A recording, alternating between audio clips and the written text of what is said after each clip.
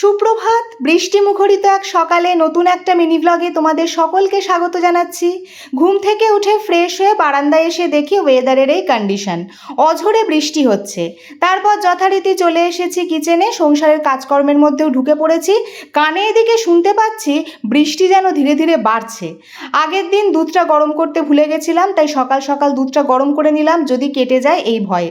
আর এই মুহূর্তে মুসুর ডালটা ভালো করে ধুয়ে নিচ্ছি, কারণ মুসুর ডালের ফেনা আমাদের শরীরের জন্য একদমই ভালো নয়।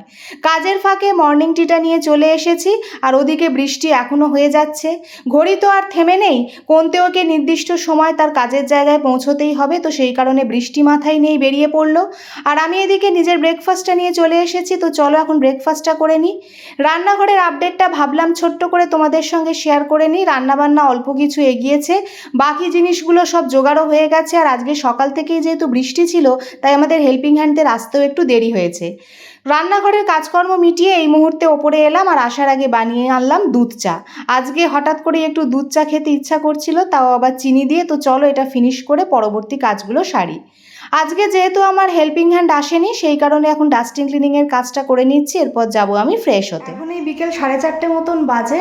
লাঞ্চ টাঞ্চ সব একটু আগে কমপ্লিট হলো। লাঞ্চ কমপ্লিট করার পরও তো অনেক কাজ থাকে আমাদের মেয়েদের। তোমরা যারা হাউসওয়াইফ তারা তো বুঝতেই পারো, কিছু থালা বাসন মাজার থাকে, খাবার ফ্রিজে তোলার থাকে, খাবার জল ভরার থাকে, মানে কাজের যেন শেষ নেই। তারপর জামা কাপড় মেলার থাকে। এইসব করতে করতে এখন 4:30 বেজে গেছে। আর ওয়েদারের কন্ডিশন তো খুব একটা ভালো নয়, মাঝে মধ্যেই বৃষ্টি হচ্ছে।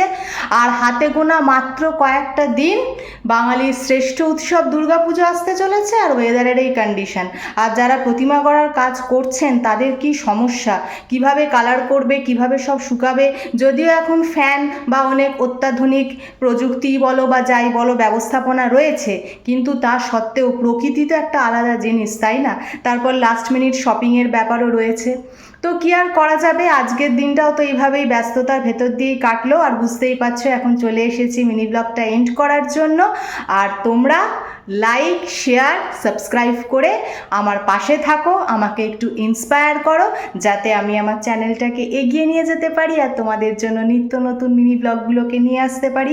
আর তোমাদের কেমন লাগছে সেটা অবশ্যই কমেন্ট সেকশনে জানিও, বা তোমাদের যদি কোনো সাজেশন থাকে সেটাও কিন্তু আমাকে কমেন্টসের মাধ্যমে জানাতে পারো। তো চলো আজকে তাহলে এই পর্যন্তই।